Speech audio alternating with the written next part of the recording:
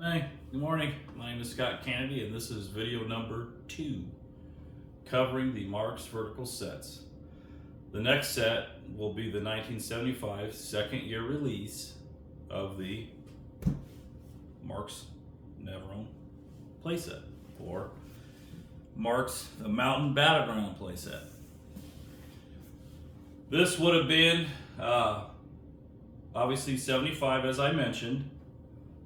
A different style box compared to the previous year. More colorful, Marx Toys, 3412, same set number.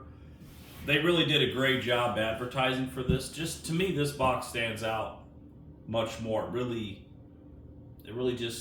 captures your eye as a child with the colors. You know, the picture box of the set laid out. It's almost mirrored the way the front and the back is, but to me that's just great advertising. So I'm gonna pull the sets out, the contents, go over everything with you for this set, and let's begin. You would have seen this in the Montgomery Ward's 75, 76 sets. You would have seen it in the of course, the J.C. Penney set, or the catalog. So the previous year, the box was just a 1 year release, the way that box style was. This year, second year release, or excuse me, the first year release for this box in 1975 would have covered 75, 76. At that point, Quaker Oats, Marx had exchanged hands, so I'll go over that in another video. Alright, first thing is first. At this point, they were moving away from the traditional Marx toy bags. So the contents were coming in plastic sealed bags. So the Germans for this set were more of a lighter gray. The mold shot would have been 1185 for this PL, 1185 for the Germans. 3 sets of 16, 48, plus, interesting enough, the sitting poses are more of a white. They don't necessarily match the Germans. 4 poses, so 52 figures. The GIs here are a bright waxy green. The mold shot for this would have been PL 1195. You would have got 2 full mold shots, 31 figures plus the stretcher, 32, so 64 figures.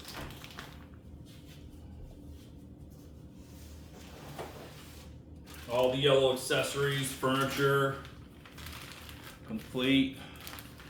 Inside ladder to outside ladders.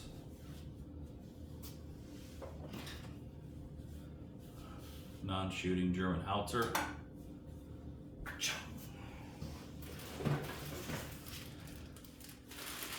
Full vehicle set.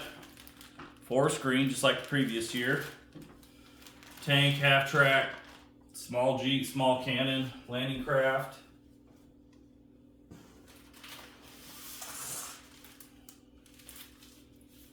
And this also would have still contained 2 complete 35-piece weapon sprues in green. I'll save that for after.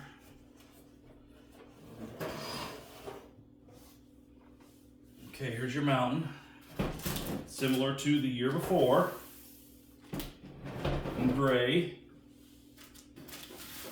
with a lot of black accents. Here, got the 2 mountains, the turrets, garage door with no garage door opener. Little door here. You know, the outside ladders, the long extension ladder, you can either put here or here. The small ladder here, or even here, wherever you want to do. A lot of times they'd put the figures, they'd have their tips of their weapons sticking out of some of those slots. As I reverse it, I dismantled this set.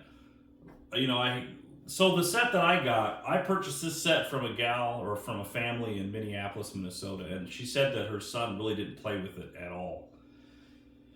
They didn't have the I kept the string intact, everything. They never had the elevator in place. They just had the pulley in place. And they were using that pulley to pull the elevator. They weren't utilizing the shaft. Excuse me. So I just kept it as it is. Everything's complete, looks great condition. You can notice that the threshold, the crossover threshold is more of a matching gray with all the accessories compared to the previous year. Previous year, the threshold was more of a dark gray. Everything's intact there. Such a great set. I'll go over the other contents. Paper flag's never been used. This was a shocker to get the set and not have that. Mat.